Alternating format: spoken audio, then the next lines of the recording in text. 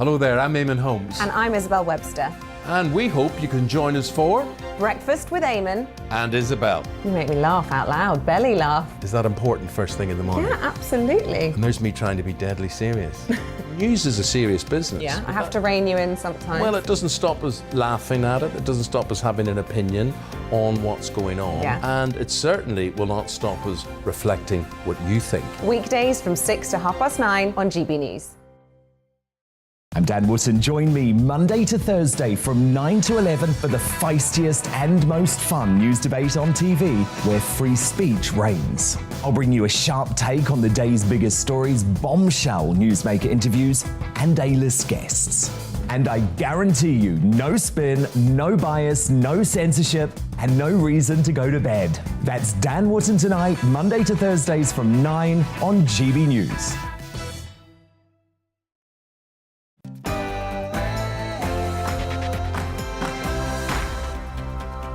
Tonight on Farage, it'll be a one-hour health special. I say that because with a waiting list of 6.1 million, this issue is becoming of utmost concern to families all over the country. We will examine with doctors, medical experts and campaign groups just how serious the crisis is, and we'll ask you, the audience, to answer a question. How do you fix the NHS? Is it just money, or is it in need of fundamental, genuine reform? All of that to come, but first, let's go to the news.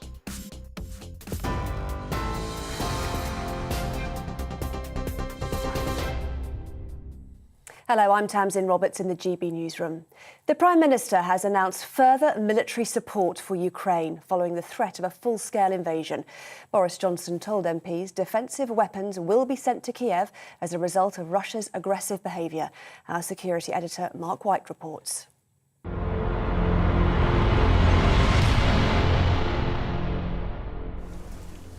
In the trenches overlooking Ukraine's rebel-held areas, soldiers say they've been coming under increased mortar fire. Another Ukrainian serviceman is reported to have been killed today and several more injured. It follows a funeral in Kiev for a soldier killed at the weekend. So far, the shelling is coming from rebel fighters. For the moment, at least, there is no sign of Russian troops. In the comments, the Prime Minister said it wasn't too late for Russia to pull back from the brink. What we want to see, Mr. Speaker, is de-escalation by Vladimir Putin. There's still hope that he will see sense, but we are ready very rapidly to escalate our sanctions as I have set out. In Moscow, even as his troops wait to cross into Ukraine, Vladimir Putin said he was still open to negotiation. Our country stays open for direct and honest dialogue, for the search of diplomatic solutions for the most complex issues. In rebel-held Donetsk, there are no signs of Russian tanks yet, but many locals say they'll welcome their arrival. I think there will be radical changes in everything. Maybe peace can finally come. The shooting has stopped, and for us, this is the most important. We'll pull through the economic adversities. We'll weather it by ourselves. As Western governments begin implementing sanctions against Moscow, they warn any further Russian aggression will be met with even tougher measures. Mark White, GB News. Well, Ukraine is set to declare a 30-day state of emergency and announce compulsory military service for all men of fighting age. Speaking at the United Nations in New York, the country's Foreign Minister, Dmytro Kuleba, asked for swift action to contain Russian aggression. Ukraine has never planned and does not plan any military offensive in the Donbas. Neither any provocations or acts of sabotage, as Russia attacked the very fundamental principles of international peace and security, the pillars of the United Nations, and, as I mentioned, the very existence of the Ukrainian state, a founding member of the United Nations. EU leaders are due to hold an emergency summit on the crisis tomorrow. NATO Secretary-General Jens Stoltenberg has warned Europe's facing a dangerous security situation. We will continue to provide Ukraine with strong political, practical and financial support. to help Ukraine build their defense capabilities, modernize their defense and security institutions, and uphold their right to self-defense. To other news now, a rapist who carried his victim through Leeds before attacking her has been given a life sentence. Austin Oyesande was captured on CCTV walking through deserted streets with the woman in his arms in August 2015. He was only caught last September after assaulting another woman whilst working as a delivery driver. He's been jailed for life with a minimum term of 16 years. Staffordshire Police have renewed their appeal for help to find a teenager who's been missing since Saturday. CCTV footage shows 19-year-old Emmy Robson last seen in Weston in Crewe at around 7 p.m, wearing a red hoodie, black jogging bottoms and black trainers. The UK is facing more bad weather with strong winds and heavy snow set to hit the UK this week. It comes after 3 storms battered the UK over recent days. 2 severe flood warnings are still in place for the River Severn, which has now peaked. The Environment Agency's Nick Green says in Bewdley the water won't start receding until tomorrow. There's a huge amount of water in the River Severn, all the way up from Bewdley up into Shropshire, Shrewsbury Way, and that water's got to come through. Still, we'll keep the peak up. You won't be able to see the river drop dramatically if you stood here, but if you came here tomorrow, it will have dropped by a fair few centimetres. This is GB News on TV, online and DAB+ radio. More from me at the top of the hour.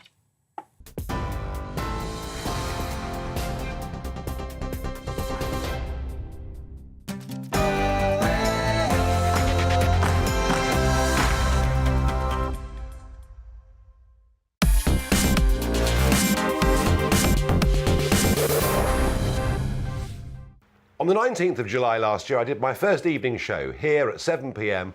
on GB News, and I said then that I felt even before the pandemic, the delivery of NHS services was beginning to worry people. No one dared say it. One of those unspoken things. Don't criticise the NHS, because if you do, somehow you're not on the side with the doctors and the nurses. But the pandemic has made the problems worse, and I think there's a day of reckoning coming. 6.1 million people now waiting for medical procedures, some of them quite serious. Other figures, perhaps even more shocking, the numbers of people who've been waiting for cancer treatment, often waiting indeed for months. And there's now a growing percentage of the population who've lost confidence in the ability of the NHS to deliver for them and their families what they've come to expect.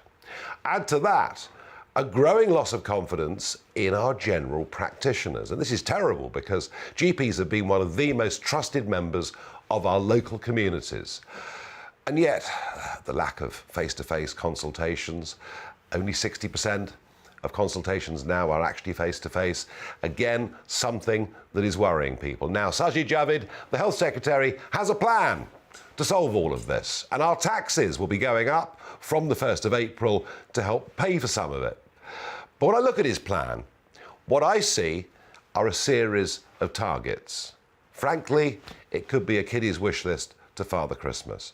I've got the sense that we're so far behind after the pandemic that actually things are probably going to get worse before they get better.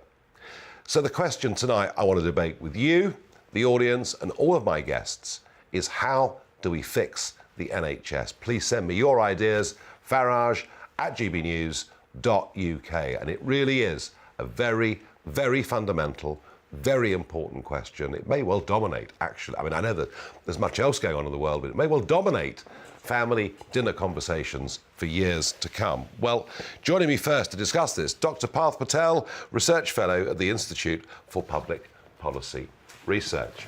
Parth, you heard my introduction there. You know, I'm not a doctor, but I'm a taxpayer, and I am somebody that's used both the NHS and I've used private medicine too over the years. I have to tell you right now, if I want a GP appointment, I'm probably, rather than queuing up at home in Kent to maybe get an appointment at 3 o'clock in the afternoon, I'm probably going to pay a private GP in London.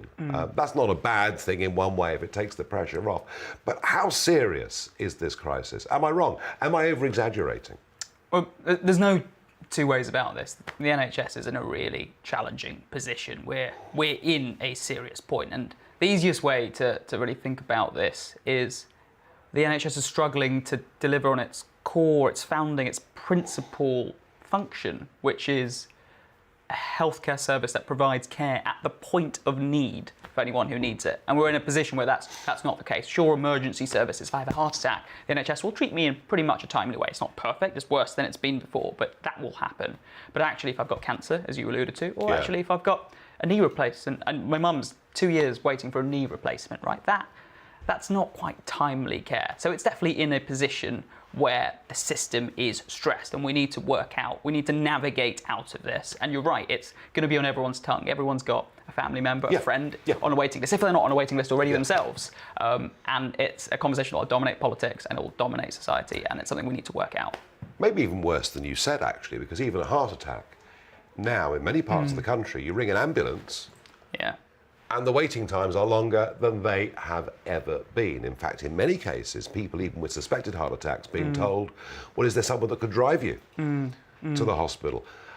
Our population has risen very, very rapidly since the year 2000. It was not something politicians had planned for, but that's a separate policy issue that I'm not going to discuss right here. But our population is set to continue rising, and rising quite quickly. What do we put in place? I mean, I've seen what Sajid Javid has said. What do you make of his proposals? So his proposals, the ones that have come out recently about reducing the elective waiting list, that's hospital treatment waiting lists. And he's put forward some targets, as you alluded to, and a couple of things that might help us get there. So the problem we have here is that the basic building blocks of health service, the NHS, just aren't good enough. You alluded to it earlier. The pandemic has precipitated this access problem. But actually its origins run much deeper. Compared to the size of our country, in the UK we've got some of the lowest numbers of doctors and nurses, some of the lowest numbers of scanners, MRI scanners, CT scanners. And yet our spending on health. I mean, there was an argument pre-Tony Blair, I'm going back a long way, but an argument pre-Tony Blair that we were spending much less on health than, say, as a percentage of GDP than, say, our German neighbours, our French neighbours. And that was true, but it isn't true anymore, is it? So if we're spending the same amount of money as France and Germany, pro rata, why are we getting worse delivery? What is going wrong? Yeah, so that's a relatively recent phenomenon. We have now slightly got up to that European average of the amount we spend on healthcare. That is quite new, but we are now. So the case is, well, why isn't it buying us the same as what it's buying the Germans? And that's partly a consequence of a decade of short-sighted policy. We focused quite a lot on how can we just about treat everyone who becomes ill, and not really thought enough about how do we stop people becoming ill in the first place. Prevention is so much cheaper than cure, and it's something we've dithered around for way too long. And that's something we need to think about a bit more if we want a sustainable healthcare service that does provide care in a timely manner for anyone who needs it. At the moment, we seem to just keep throwing more and more money at the problem. And it is actually, I mean, that's, Boris Johnson's government saying one of the main reasons taxes are going up on the 1st of April is to put more money into the health service. I just don't think we're getting bang for our buck. Now, I know there have been a series of NHS reforms that have taken place. Some in the health service say there's been too much reform, but surely it needs radical reform, doesn't it? The reform in the NHS is an old conversation. You could argue it's sort of And as soon as you say it, people scream, you want to privatise it. And actually, Labour did privatise about 5% of it in the early years of Blair's time. The privatisation debate is muddled. There's a difference, and the hard truth is the NHS has been using the private sector capacity. It uses it today. It's used it for the past few years. It's been using it for the past decade. And what's wrong with that? Well, it's the symptom of a health system that isn't functioning right. Because ideally, if you're a publicly funded healthcare service, you should be able to provide those functions in themselves. So the fact that you're then outsourcing to a more expensive way of providing care... So it's an even worse value for money in your view? It is. That's a fact. It is worse value for money. So it's a sign of a symptom under stress. And But it kind of goes back to those 2 points I made. One, the building blocks just aren't sufficient. We haven't got enough doctors, we haven't got enough nurses, but actually we haven't focused on preventing people getting ill in the first place. You alluded to ageing. Actually, the population is getting older, and the country will get older for at least the next decade. It's also a very unequal country. Both of those things lead to people becoming ill. Now, we can't stop the country ageing, but we can help people age better, age healthier. How big in Europe? I mean, you know, we know about drinking, we know about drugs, we know about smoking and the risks associated. How big a problem is obesity? It's a big problem. It's probably, you'd find a lot of people say it's the #1 public health challenge outside of the pandemic for this country and for lots of advanced democracies to be grappling with. It has all sorts of effects on society, but of course, making people more unwell, heart attacks, diabetes, strokes, all those things go up. And we need to find a better solution to the huge obesity problem we have. That's all the way from, is there a McDonald's on the corner of the local school, to how do we help people make better choices? It's not easy, is it? It's not easy. And the waiting list of 6 million, how much higher can that go? It's hard to say. There's a lot of scenarios planned, and Sajid Javid has plotted a couple of charts. They could go quite high. I expect that number will be higher before the next general election. Do you have confidence in Sajid Javid? He's only just started his job, so we'd have to see how he goes. But he will be judged on a lot of things, and one of which is improving access to healthcare. Dr. Pal Patel, thank you for joining us here on GB News. Thanks for having me. Well, that was, I have to say, challenging because you can see the problems. There isn't just one little problem here. There's a whole host of problems, and I'm not sure anyone's anywhere near dealing with it. Now, what is interesting is Path talked about inequality, and there's inequality when it comes to waiting lists, and it does seem that it's the north of England, indeed, in many cases, red wall seat areas that have got the big, you're nodding away here, that have got the biggest problem. And, you know, let's look at Sunderland. Sunderland have experienced the highest increase in waiting lists during the pandemic. There are currently 45,000 people on the waiting list for treatment for South Tyneside and Sunderland's NHS Trust. Well, our North East reporter, Rachel Sweeney, has been out to meet some of the affected. From April 2020 to July 2021, non-urgent waiting lists across England saw an average rise of 42%. Sunderland experienced the biggest increase of 92%, double the average. That's compared to South East London, which went up by 10%. One of the people affected was Bryn Jones. He's a retired police officer from Sunderland, and he's now running a local gin business. Bryn has had problems with tumours in the past, so when he discovered lumps in his neck at the end of last year, there was concern. Bryn waited up to 8 months for treatment. So the whole procedure, sort of consultancy with the doctor, then having the scans done to the operation, probably 6 or 8 months. And I wasn't concerned. I just knew COVID was having a massive effect on the NHS waiting times, and of course the lack of staff that they have. And the staff are massively under pressure. But what impact did that have on you, having to wait? That's months, that's a long time. I just expected that. Bryn is from a family of NHS workers. 20 of his relatives work for the service. Maybe I accept a little bit too much because I have that much family. I understand the pressures that the majority of staff are in. I've got general nurses, psychiatric nurses in the family, and it is what it is. There's so much emphasis on teams of people pushing for deadlines and waiting times, and there's more people sort of looking into the waiting times and the delays and things like that than there are people, practitioners who doing the job on the front line. The NHS Sunderland Clinical Commissioning Group and South Tyneside and Sunderland NHS Foundation Trust now say that since July 2021 have worked hard to reduce their waiting list. In a statement they said, in July 2021, more than 85% were treated within 18 weeks, which is well above the national average. It's hoped as we move forward, waiting times will reduce and we can return to, at least, the old normal. Rachel Sweeney, GB News.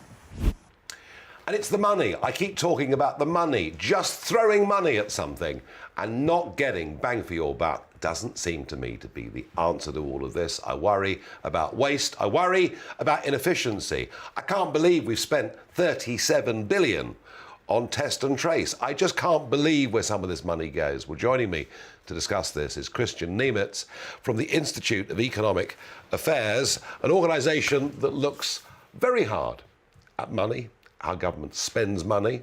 Let me ask you something. Is it the IEA's view that the National Health Service is this sacrosanct organisation that is, as Nigel Lawson once called it, the nearest thing to a state religion, and we should keep the model more or less as it is? Well, the IEA has no corporate view, but I think on this one, I think it's safe to say that none of us thinks that, no. I think we are the ones who question the national religion on this one. Because there are better systems out there and somebody has to talk about those as well. Well, let's talk about those, because, you know, we're constantly, all through my life, we do health comparisons with France, health comparisons with Germany.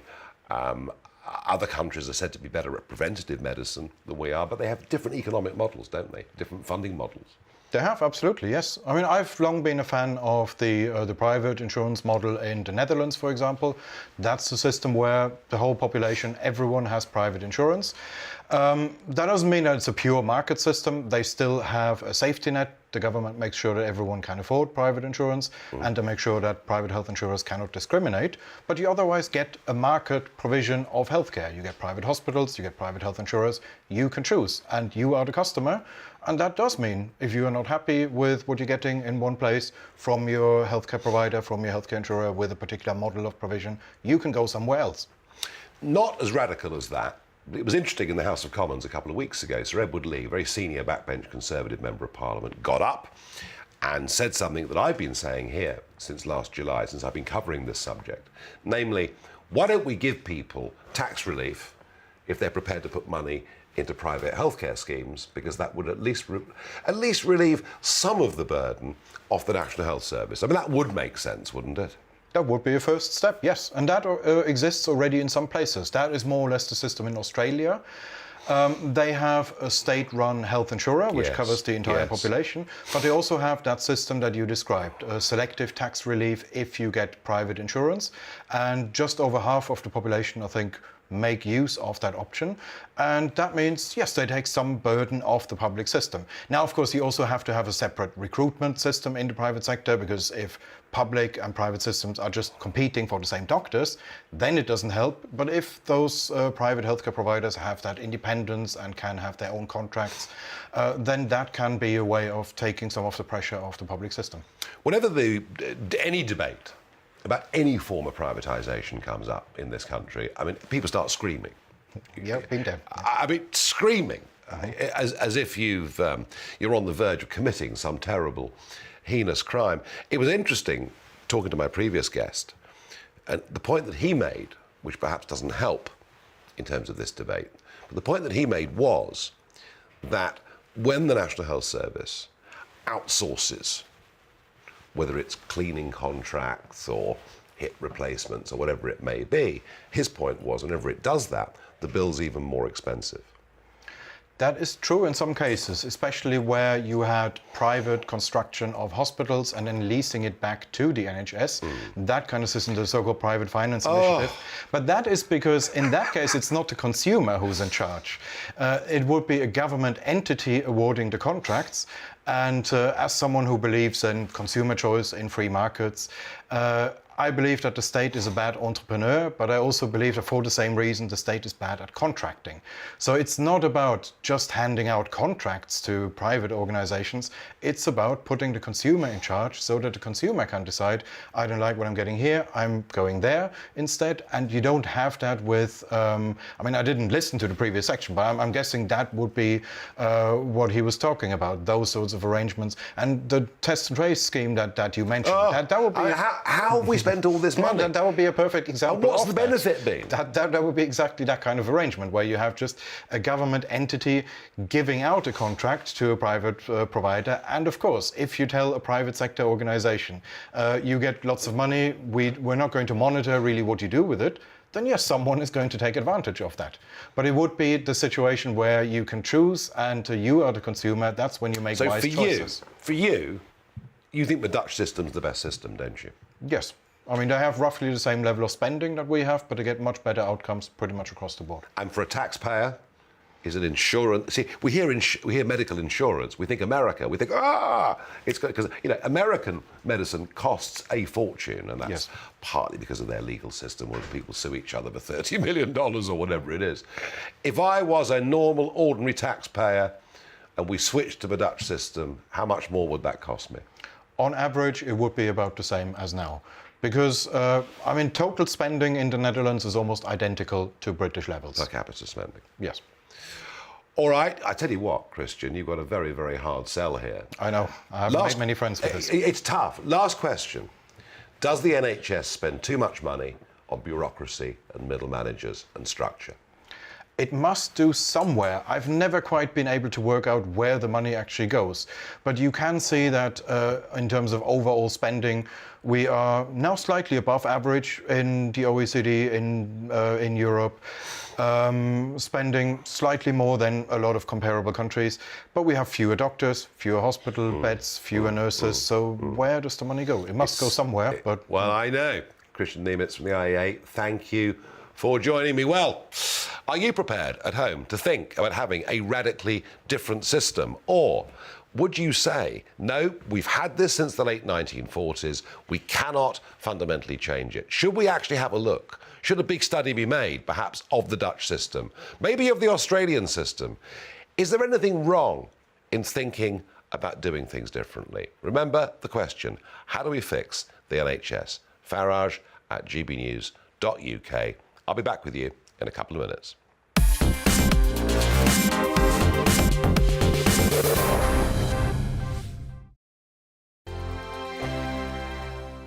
GB News is the UK's home of discussion and debate from all perspectives. To stay up to date on the latest stories, make sure that you subscribe to the GB News channel right here on YouTube. You can watch us live 24/7 across the whole world. You can also check out exclusive content and catch up on previous episodes of your favourite shows. Every day, we ask the questions that you'd ask, so why not add your voice to the conversation in the comments section? Don't forget to subscribe. We are GB News, Britain's news channel.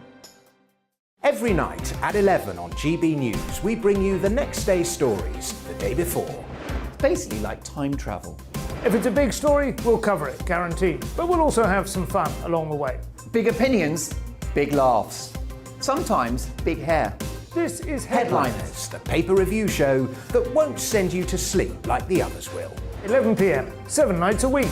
Join us.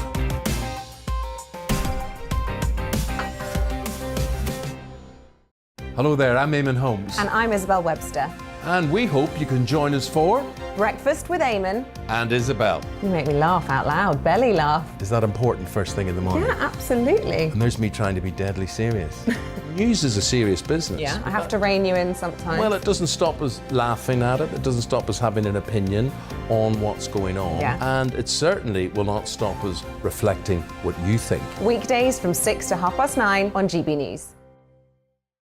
I'm Dan Wootton. Join me Monday to Thursday from 9 to 11 for the feistiest and most fun news debate on TV, where free speech reigns. I'll bring you a sharp take on the day's biggest stories, bombshell newsmaker interviews, and A-list guests.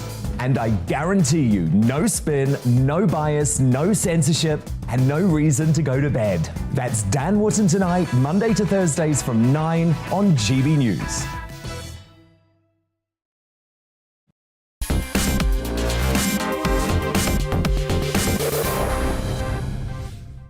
So how do we fix the NHS? And indeed, how much trouble is the NHS in? Or perhaps more importantly, how much trouble are the patients in? One of the things that's really got me down during the whole of this pandemic is this constant, we must protect the NHS. Well, ultimately, actually, folks, it needs to be the other way round.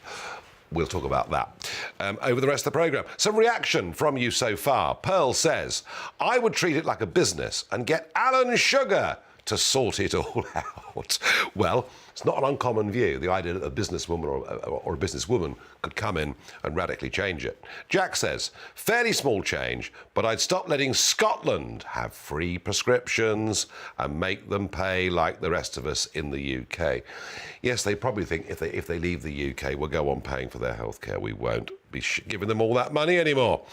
It won't happen. Denise says, get rid of 50% of the managers, stop all diversity and climate change rubbish, and concentrate on the paying public and get the lists down. And Jamie says the NHS needs to scale up the means of preventing and reducing the highest reasons for admission. Such measures would include making prescriptions free, like they are in Scotland, as well as adding homeopathic. Well, yeah, I know the homeopathics have got great support, but we're not going to get all this for free, folks. It isn't going to happen. Adam says, replace with the system that France has. Interesting, isn't it? When you book a GP's appointment in France, you have to pay a deposit. If you don't turn up to a GP appointment, you lose that deposit. And Gary says, replace the system. Gary, I think you're probably right. We may well need to replace the system, but what with? And that's going to be a massive debate. At least I hope we're going to have a good, open, honest debate about that, rather than just putting our hands over our ears. Now, the pandemic has affected different groups in our communities in different ways. For the aged, this has been a pretty awful couple of years. Many alone, isolated, inactive, becoming increasingly immobile. And Age UK have issued a report, and it is actually, when you read through it, a pretty depressing report in so many ways. 4.1 million people now saying they're feeling worse in lots of different ways than they were before the pandemic began. And so the impact here is physical, the impact here is mental. One of the stories that I did cover, going back to late summer last year, were the number of dementia diagnoses that had simply been missed. And the argument was put, you can't diagnose dementia over a Zoom call. Well, Ruth Isden is the head of influencing at Age UK, and thank you for joining us on the programme. I've given this a fairly depressing intro, but it's not a pretty picture, is it?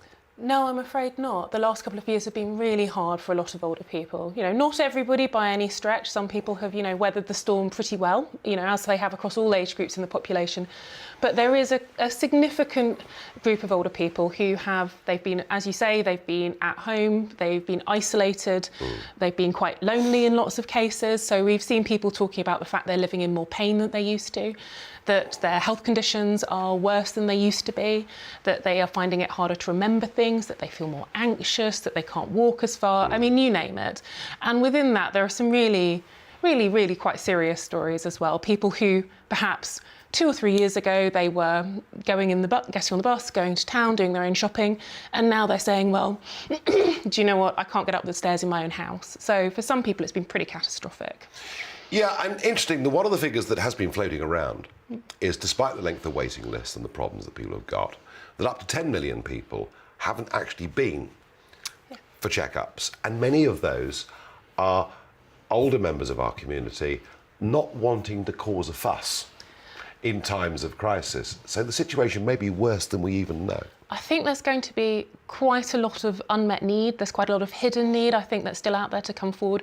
It's partly sometimes people didn't want to make a fuss. They would, they didn't want to kind of bother hospitals when they thought that they were so busy. But also as well, it's really important to remember lots of people were have been very fearful for their own health. They've been very worried about catching COVID. And there was a real lack of confidence, about going into settings, hospitals or GP practices, or into care settings where they thought they might come into contact with the virus as well. So it's really a double whammy. And so people have seen their health conditions in some cases get worse, or they've developed new conditions that they've been really worried about, but haven't felt that it was the right time for them to seek help. Yeah, I'm sure that's a real issue. Now, you mentioned the care settings, and a couple of quite big points have come out of that. I mean, number one, it was outrageous that some NHS trusts release people from hospital, back into care homes, carrying the COVID virus, which did lead to a lot of premature deaths A lot of people died in care homes a year or two earlier than they otherwise would have done. Well, we certainly saw, as you know, a very tragic wave of deaths in care homes, particularly in that first, early period of the pandemic when there was so little understood about the virus and there was so little testing available. I think it's a really difficult conundrum because, of course, it's not a good thing to keep people in hospital when they don't need to be there. It's not the right place for them to be. And of course, at the time, huge numbers of hospitals were very, very fearful about the numbers of people coming in. They didn't want people to acquire the COVID in hospital either. And hospital-acquired infections has been a problem throughout. But absolutely, in the absence of testing, we can't be confident about what happened and how some of these infections and how these outbreaks were introduced into care homes. I think we've got a reasonable idea or a reasonable suspicion. Now, between 30 and 40,000 people that work in care homes have lost their jobs because they didn't want to have the double vaccination. Yet for the National Health Service, despite the threats, it's been decided that's not the case. And the logic is that you can still catch and transmit COVID regardless whether you've had 2 jabs, 3 jabs, or whatever it may be. This has put many homes in the care sector into a very difficult position. There were staff shortages before this number left. Is it time for a rethink on this? Well, I think there's a few things there. I think the first thing to say is, as you say, we've had huge problems in recruitment and retention across the care sector, not just in care homes, but also for the people who come in to look after people in their own homes as well. That was a problem pre-pandemic because, frankly, the terms and conditions are very poor. The rates that are being paid by councils are very low. And that translates through into the work for the workers themselves. That additional pressure then was added through the pandemic when, of course, lots of care workers did a heroic job, but it took a big toll on them personally. And a lot of people decided to step back from that work. And then, of course, subsequently, as you say, we had this question about vaccination. Now, of course, the government has stepped back from that is the proposal on the table that that wouldn't go ahead for staff in the NHS and it wouldn't go ahead for staff working in the community. And so they're now looking at rolling that back for staff in care homes. And would you welcome that? Well, we've welcomed it the whole way through because what we've said from the very beginning is absolutely, vaccination is incredibly important. We think it's the right thing to do for anybody working in health and social care because it doesn't fully prevent transmitting the virus, but it does definitely have an important effect. But was coercion ever the right tool to use? We should be persuading people, we should be talking to them about what they're worried about, we should be a lot more carrot and a lot less stick, frankly. And finally, Ruth, what is it you really want? What do Age UK really want? Is it more money or is it a rethink about how we provide healthcare and the value we get for it? I think there's a few things that we really need to look at, and I would say across health and social care as well, because that's a really important part of the picture for older people. And how health and social care work together is an incredibly important part of the picture. So we absolutely need a very significant investment in social care because that's been very substantially neglected compared to other services. So we need to make sure the support's available to people when they are unwell, when they're in the community, when they need to be discharged from hospital. That's a big part of the picture. But then we also need to get those services working well across. So we need to make sure that older people who are living in their own homes, they're not very well, that they have that wraparound support so that they have the support from social care staff when they need it, but they also have the support from nursing, GPs and others. Exactly. I know it very often isn't. And it's not just enough to have those services in place. They need to be talking to each other. They need to be working together. So yes, we need the staff. Yes, we need the investment, but we also need to think about how people are working together to do it. Another area in which a lot needs to be done. Ruth Isden from Age UK, thank you for coming in. Thank you. And joining me here on GB News. Well, a couple of What the Farage moments on this vital subject, and one of them I have to share with you is NHS bosses' pay. Now, try this for size. There are 675 officials working at hospital trusts within the United Kingdom where people earn more than £150,000 a year. By the way, nearly all of these jobs are in administration. Some of them, in one case, not one case, 4 cases, there are people earning more than £300,000 a year, which is double what the Prime Minister earns. Now, given that nurses are earning between 30 and 45,000, I think many people would wonder why the NHS spends such huge amounts of money on middle managers. I'm sure some of them are really, really good. But I think it is a real question and something that I think causes, amongst those working in the NHS, a fair degree of resentment. And on that line of where does our money go? Well, here's a real What the Farage moment. The NHS are busy advertising at the moment. Yes, they are. If you're looking for a job at home, this could be really, really good news for you because they're advertising a whole series of net zero jobs. No, I'm actually not making this up, because they want to make the NHS the most sustainable healthcare service in the world. And there are jobs advertised here for up to £75,000 a year. I think some sort of green cult has overtaken Whitehall and Westminster. We should not be spending public money in this way. One or two more reactions from you before we head to the break. Charlie says, charge people for missing GP appointments. I mentioned earlier, that is something the French do. When Lord Winston, Labour peer, mentioned this, there was uproar. You see, it's very difficult in this country to argue for any type of NHS reform without getting shouted down. Dean says we need to make sure that every single hospital has their own person to source the equipment as opposed to one person for all the hospitals and let them have their own budgets. Kelly says prioritise for those that pay into the system and increase staff's pay to get more staff willing to work. Well, staff pay was increased a few years ago, but I think the truth is it's lagged behind quite significantly. Well, in a moment, we'll be joined by a GP, and she's a GP with some pretty strong opinions. She's a GP with a very unusual career path to becoming a GP. Nhs Reforms will join me on Talking Pints in just a moment.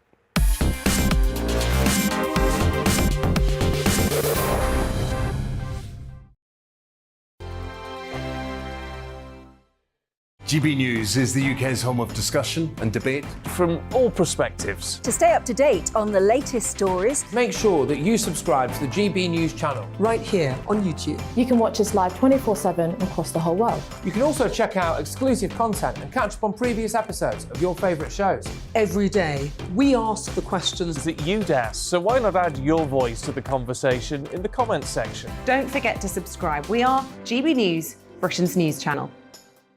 Every night at 11 on GB News, we bring you the next day's stories the day before. Basically like time travel. If it's a big story, we'll cover it, guaranteed. But we'll also have some fun along the way. Big opinions, big laughs. Sometimes big hair. This is Headliners, the paper review show that won't send you to sleep like the others will. 11 p.m, 7 nights a week. Join us.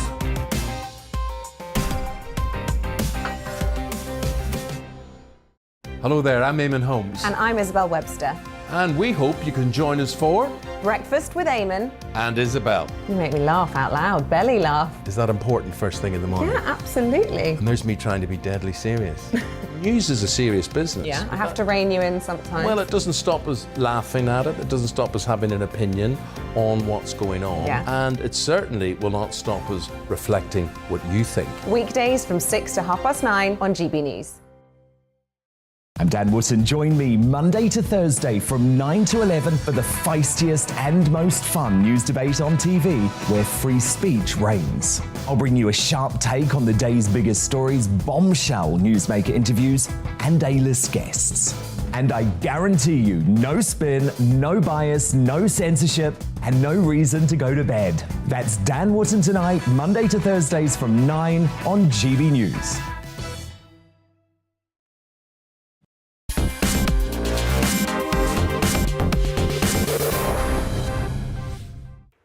It's Talking Pints. Now, behind me, you can see the Palace of Westminster. There are terraces and bars aplenty, but we're here in the studio in Westminster Tower. I'm joined by Dr. Nhs Reforms for Talking Pints. Welcome to the programme.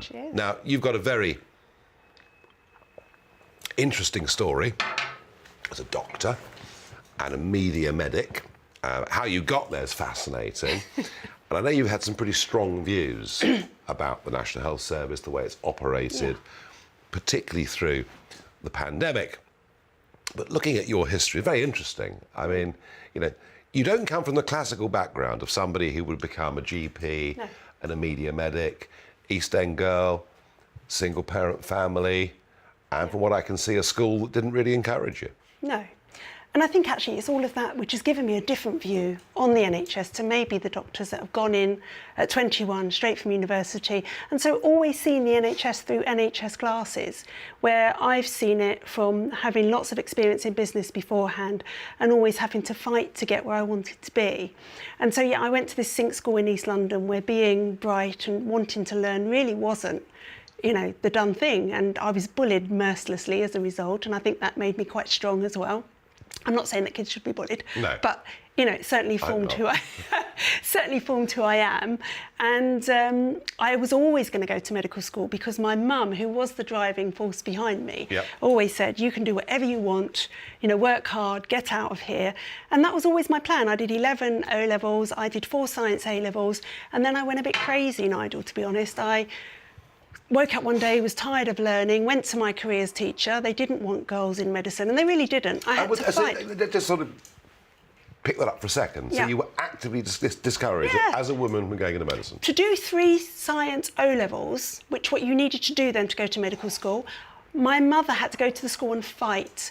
And they said, well, how does she know she wants to be a doctor? You know, we don't have girls in science doing 3. I didn't tell you this, I did my chemistry O level at night school, age 14, because I was the only girl in the class. And my chemistry teacher said, oh my God, we've got a girl in the class. And every time I asked a question, he threw me out. And I went home and said to my mum, I'm not going to pass chemistry if I stay in the class. So that was real prejudice? Yeah, really. The girls then at that point weren't doing sciences. So when I went to my careers teacher and said, I can't do this, I don't want to be a doctor anymore, instead of saying go travelling for a year, which would have worked, I just needed to let off some steam. The gap year hadn't been invented then. No, but I needed one, and I really did. She said, oh, OK, why don't you go to Marks & Spencer's management? It's really hard to get in, but you might. And I did. And I hated every single second of it. You know, I really did. I hated it. But kind of, given where you are now as a doctor, but very much, you know, a media medic, and you've done BBC programmes and you appear on all sorts of programmes and you write prolifically. But the next stage of your career really interests me because you finish up in the media. And, you know, you finish up having worked with Robert Maxwell's paper for a bit, and probably got out of there very well when you did. But you finish up working back in the media with Richard Desmond. Yes. OK Magazine. Who I know very well. I know Richard very well. He was a big supporter of my political campaigns, a donor, Express newspapers, and someone who's a company I enjoy. But he's a difficult man to work for. My goodness me, I gotta say. I mean, I'm a friend that has a drink with him, or we talk about the world. I guess to work for, very demanding. Awful at points, but if you could actually work with him, you did very well. And he was very good at just saying to you, if you came to him with an idea that wasn't in your area of expertise and he liked it, before he palmed it out to someone else, he would say, well, do you want to do it? So it was different to other media companies because I'd worked at the Express before that, and that was you stayed in your box and you did what you had to do. So yeah, he was difficult and it was interesting, and I did everything there. I mean, I was the publisher of OK when I went in. I took over Chic and Attitude magazine. I used to go up to Sky, to his television channels, and help train the salespeople. Whatever he wanted, I negotiated paper deals. You know, it was an amazing experience. I married his right-hand man, Stan Meyerson, who was another difficult man. He won't mind me saying that, we're still friends. So it was interesting, but I'd had this experience of difficult men long before that when I worked for Maxwell on the London Daily News. And when that closed and I was 21 and thought I knew everything, he invited 7 of us to a meeting with him where he wanted us to stay on at the Mirror. And he gave us his spiel, and then he said, do you have any questions? And I actually was sitting at the left of him, and he was huge. He was this massive man. And I said, yes, I have a question. Why did you close this paper when you said you would give it away free for 2 years? And he looked at me and he said, if, my dear, you knew as much about newspaper publishing as you think you do, you'd be sitting in my chair. No, there you are. So I left. Yeah. No, you were right to. But I know you've. But the OK stuff fascinates me. But then you decide to go back to where you started, and you go off as a mature student. Yes. And become a doctor, and you've moved on through that. And I mean, you know, as I understand it, you know, skin and all sorts of things to do with skin is your speciality now. Well, no, my speciality is actually women's health. Okay. So women's health, menopause, I've been a big campaigner for. I did a documentary for BBC Inside Out on that. I have a private aesthetics clinic that I work 6 hours a week in. And it's been an interesting experience because I work 3 days a week, 4 days, because I work in A&E as well, as I am this weekend. You know, in all of this COVID stuff, where I have been very outspoken, other doctors have often worked so hard to shut me down, telling people that I'm not actually a GP that's practicing, that all I do is inject Botox into people's faces. I mean, the smear campaign has often been, you know, massive. But you dared to challenge the orthodoxy, and you're not supposed to do things like that. And you've done it particularly on vaccine mandates. Yes. Which is a battle we appear to have won. I say we because you know... Kind of. I don't think we have won it, Nigel, and I think that's the worry. So, yes, I think when he's done his consultation and they vote in the House, it probably will be voted down as a mandate. But he has actively encouraged all of the regulatory bodies, the NMC, the GMC, to make it a professional responsibility. So doctors and nurses are going to come to their appraisal, and their appraiser's going to say, so through the back door. Have you had your vaccine? He's also told trusts that they can actually not employ people if they haven't had their vaccines. So doctors who move jobs every 6 months aren't going to be able to move jobs. They won't be able to train. Nurses won't be able to train. So I don't think that battle is over. OK, it's interesting. That is not completely surprising, but interesting. But one thing, I mean, look, you know, I was for the lockdowns when they first happened. Yeah. It was something new. We didn't know. I had friends in Milan telling me the most alarming stories of what was going on there. I then very quickly got bored with the whole thing and thought we've got to get on with life and protect the vulnerable.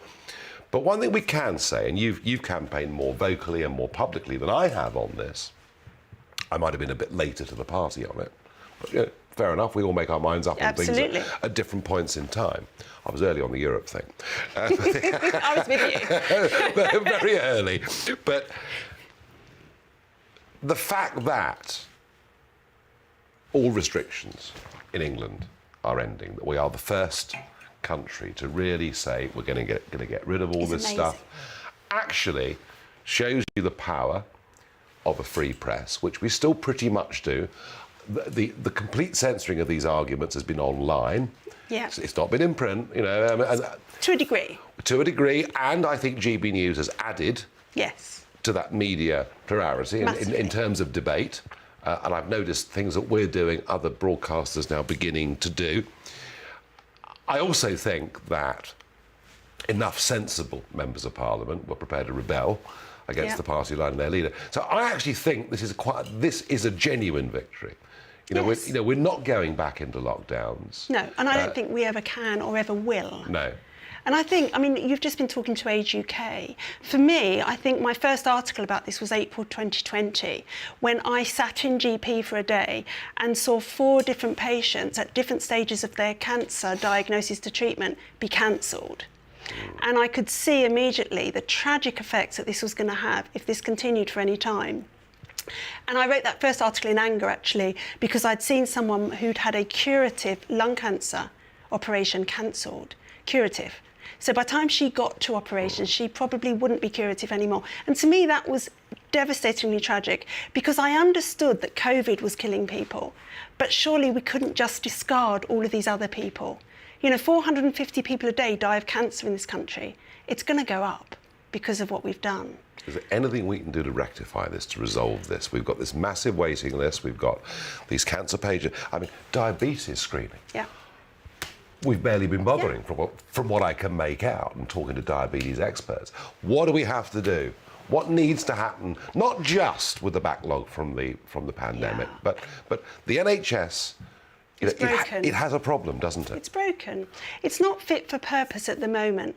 And I think we do have to almost rebuild it from scratch. And the moment you say that, people start screaming, oh, she wants to privatise it, she wants to... I don't. I actually think if I was PM tomorrow, and obviously that's not going to happen, Nigel, I would say to people, look, you need to trust us.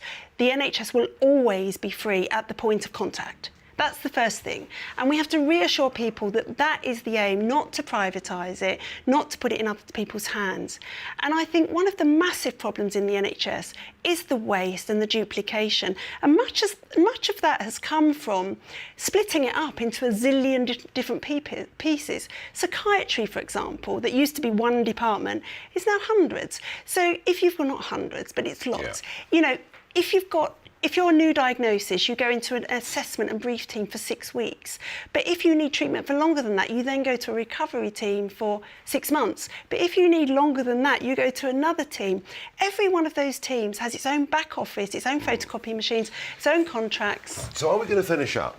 Are we going to finish up with an NHS in a country that's not prepared to have a proper debate about reform, where those without money get an increasingly bad service, and those with money opt out to one of the best? I mean, the private medical healthcare in London is brilliant, isn't it? Absolutely. Are we going to finish up with this being another division in society? I think we are, and I think we're already going there. We've seen over the last 2 years people so frustrated at their hip pain that's stopping them from working and getting on with life that they're scraping together the money. My mother went and had a private knee operation. I don't think she'd ever been outside the NHS.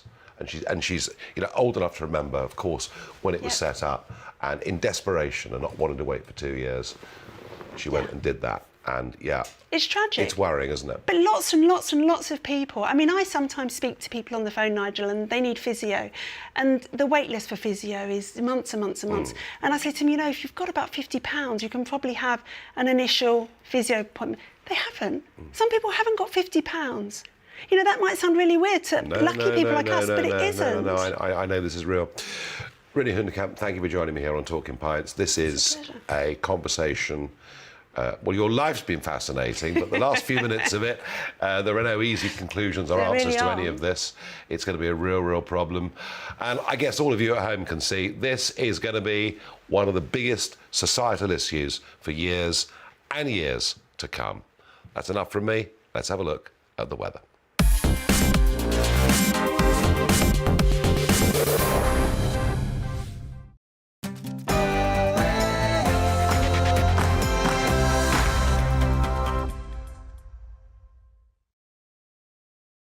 Hello, I'm Luke Mile with your weather forecast. Over the next 24 hours, we've got snow and lightning across Scotland. That's going to be the main feature of our weather. And for all of us, it is going to be turning a lot colder. This cold front is sinking its way southwards across the UK, bringing much colder air. And where we've got this occluded front, that's where we're going to see some frequent and heavy showers with the risk of lightning. So let's take a look at the picture through Wednesday evening. Got some heavy rain on the cold front as it sinks its way through England and Wales. Some lively bursts of rain to come for a time. The colder air is coming in behind, so it's across Scotland and Northern Ireland where the weather warning is in place that we'll see frequent snow showers. We could see as much as 10 to 20 centimetres building up over the hills and mountains of Scotland. Temperatures sub-zero and feeling a lot colder in that wind. And they'll continue through much of the day. Those frequent showers pushing their way in as the rain clears away from southeastern areas. Elsewhere then, brightening up through the day, but further showers will push their way through. There'll be a mixture of rain, sleet, hail and snow across the country. But as I say, the most frequent snow showers likely to be across Scotland and Northern Ireland. Brisk winds as well means blizzards across those mountains, so some tricky conditions here.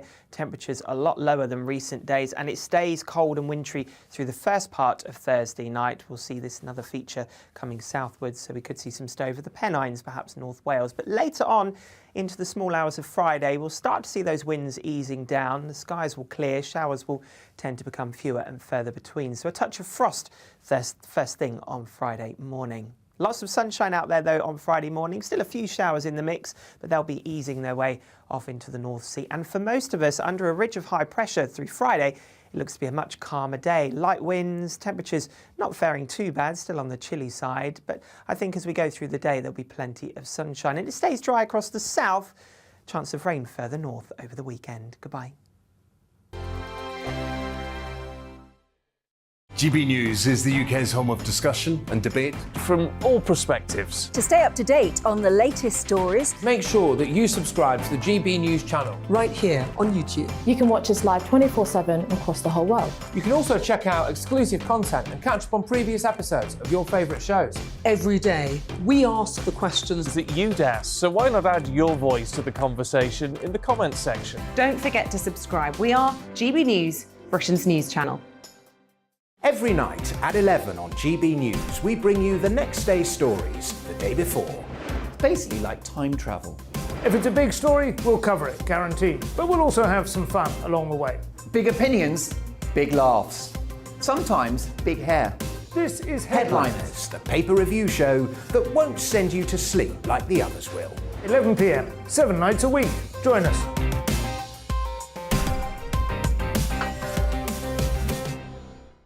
Hello there, I'm Eamon Holmes. And I'm Isabel Webster. And we hope you can join us for Breakfast with Eamon. And Isabel. You make me laugh out loud, belly laugh. Is that important first thing in the morning? Yeah, absolutely. And there's me trying to be deadly serious. News is a serious business. Yeah, I have to rein you in sometimes. Well, it doesn't stop us laughing at it. It doesn't stop us having an opinion on what's going on. Yeah. And it certainly will not stop us reflecting what you think. Weekdays from 6 to 9:30 on GB News. I'm Dan Wootton. Join me Monday to Thursday from 9 to 11 for the feistiest and most fun news debate on TV, where free speech reigns. I'll bring you a sharp take on the day's biggest stories, bombshell newsmaker interviews, and A-list guests. And I guarantee you, no spin, no bias, no censorship, and no reason to go to bed. That's Dan Wootton tonight, Monday to Thursdays from